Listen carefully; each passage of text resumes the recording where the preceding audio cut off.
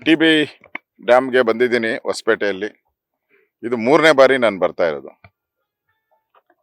Dam ಹತ್ರನೂ ಕೂಡ first gate ಹೊಡೆದೋದಾಗೂ ಕೂಡ ಬಂದಿದ್ದೆ. ಅದಾದ್ಮೇಲೂ ಕೂಡ 2 ತಿಂಗಳು ಹಿಂದೆ 3 ತಿಂಗಳಿಂದ ನಾನು ಬಂದಿದ್ದೆ. ಆಗ 2 ಮಾತ್ರ ಗೇಟು ಇನ್ನೂ 50% ಆಗಿತ್ತು ನಾನು ಬಂದಾಗ ಕಳೆದು. ಈಗ 16 ಗೇಟ್ಗಳು ಆಲ್ಮೋಸ್ಟ್ ಅಲ್ಲೂ 80% ಆಗಿದೆ ಅಂತ ಹೇಳ್ತಾ ಇದ್ದಾರೆ.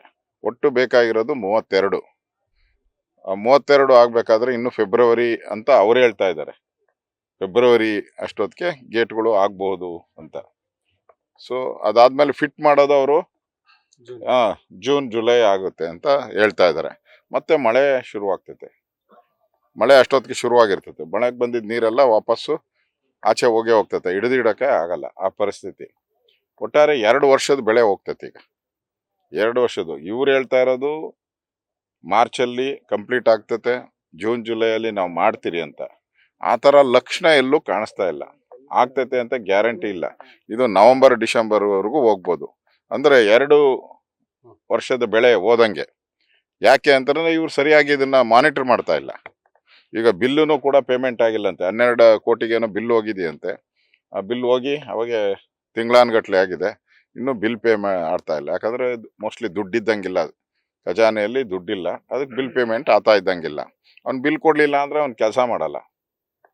ಒಟ್ಟಾರೆ ಈ ಡ್ಯಾಮ್ನ ಪರಿಸ್ಥಿತಿ, ಒಂದ್ ಕಡೆ ರೈತರು 2ನೇ ಬೆಳೆಗೋಸ್ಕರ ಹೋರಾಟ ಮಾಡ್ತಾ ಇದ್ದಾರೆ, ಬೀದಿಗಳಿದ್ದಾರೆ, ಮೆರವಣಿಗೆ ಆಗಿದೆ, ಪ್ರತಿಭಟನೆಗಳಾಗ್ತಾ ಇದೆ. ಸರ್ಕಾರಕ್ಕೆ ಅದ್ರ ಬಗ್ಗೆ ಕಿಂಚತ್ತೂ ಗಮನನೂ ಇಲ್ಲ.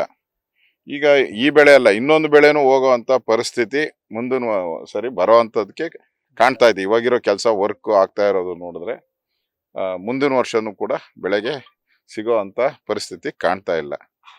ಸರ್ಕಾರ ನನಗನ್ಸ್ತೈತೆ ನೀರಾವರಿಗೋಸ್ಕರ ನಿಮ್ಮ 5 ಗ್ಯಾರಂಟಿ ನೀವು ಕೊಡಿ, ಬೇಡ ಅಂತ ನಾವೇನು ಹೇಳ್ತಾ ಇಲ್ಲ. ಇದು ಫಸ್ಟ್ ಯಾವ್ದಕ್ಕೆ ಕೊಡ್ಬೇಕು ನೀವು ಪ್ರಯಾರಿಟಿ? ನೀರಾವರಿಗೆ ಕೊಡಿ.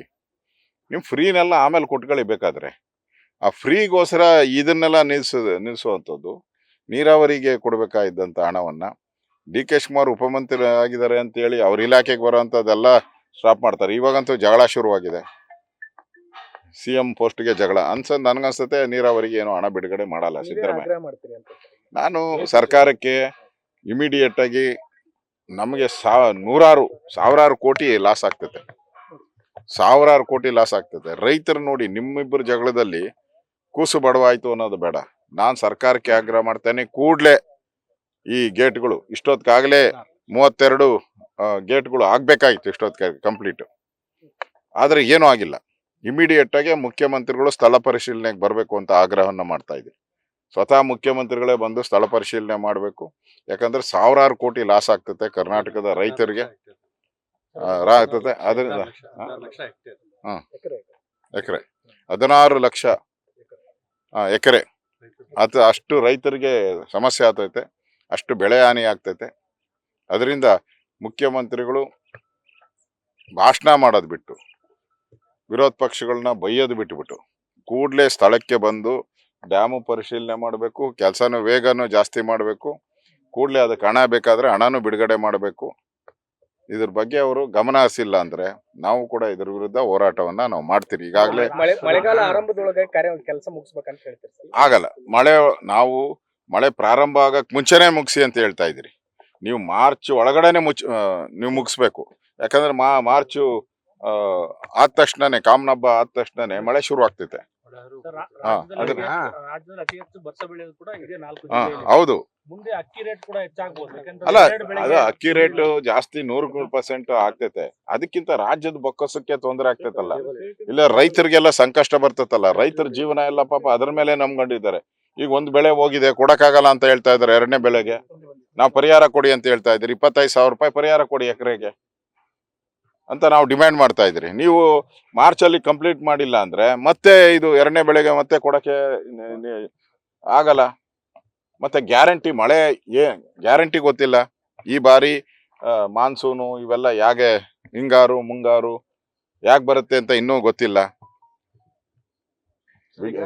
ಅಧಿಕಾರಿಗಳು ಭೇಟಿ TB ಡ್ಯಾಮ್ ಅಧಿಕಾರಿಗಳು ಏನ್ ಮಾಹಿತಿ ಕೊಟ್ಟರು ಸರ್? ಇವಾಗ TB ಬ್ಯಾನ್ ಹೇಳಿದ್ರೆ ತಯಾರಿ ಆಗ್ತಾ ಇದೆ, ಯಾವಾಗ ಕೂಡಿಸ್ತಾರ? ಈಗ 16 ಆಗಿದೆ. ಪೇಂಟಿಂಗ್ ಮಾಡಿರೋದು ಒಂದು 3-4 ಪೇಂಟಿಂಗ್ ಆಗಿದೆ. ಇನ್ನೊಂದಷ್ಟು ರೆಡಿ ಆಗ್ತಾ ಇದೆ. ಒಟ್ಟು 16 ರೆಡಿ ಆಗಬಹುದು ಅಂತ ಹೇಳ್ತಾ ಇದ್ದಾರೆ ಅವರು.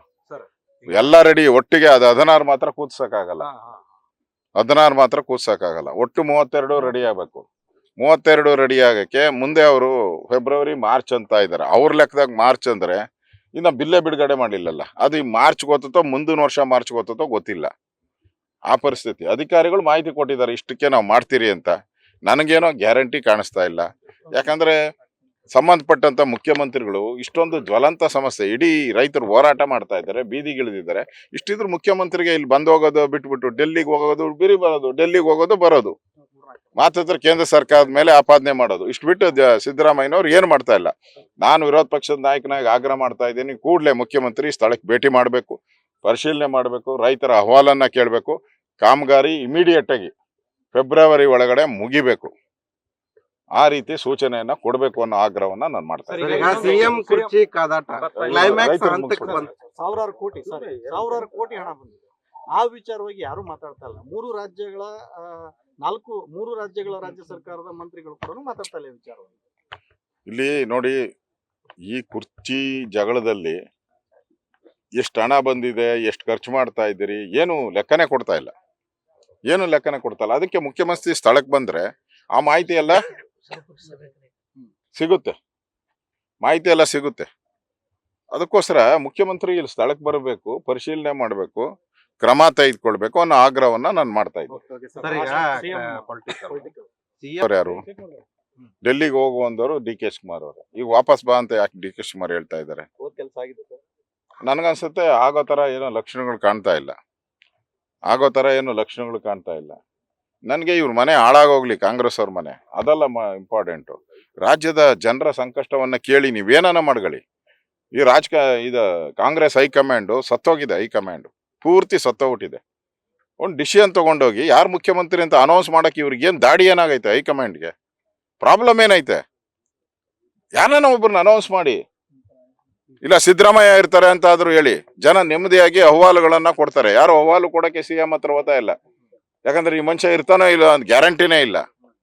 ಯಾರ ಹತ್ರ ಸಮಸ್ಯೆ ಕೇಳ್ಕೊಂಡು ಹೋಗೋದು ನಾವು? ಈಗ ಬೆಳಗಾವಿಯಲ್ಲಿ ಅಧಿವೇಶನ ನಡೆಯುತ್ತೆ, ಯಾರು ಮುಖ್ಯಮಂತ್ರಿ ಅಂತ ನಾವು ಅಧಿವೇಶನ ಪಾಲ್ಗೊಳ್ಬೇಕು? ಯಾರು ಮುಖ್ಯಮಂತ್ರಿ ಅಂತ ಅಧಿವೇಶನದಲ್ಲಿ ನಾವು ಪಾಲ್ಗೊಳ್ಳಕ್ಕೆ ಮುಖ್ಯಮಂತ್ರಿ ಯಾರು ಅಂತಾನೆ ನಮ್ಗೆ ಗೊತ್ತಿಲ್ಲ. ಮತ್ತೆ ಅಧಿವೇಶನದಲ್ಲಿ ಪಾಲ್ಗೊಳ್ಳೋದು ಹೆಂಗೆ ನಾವು?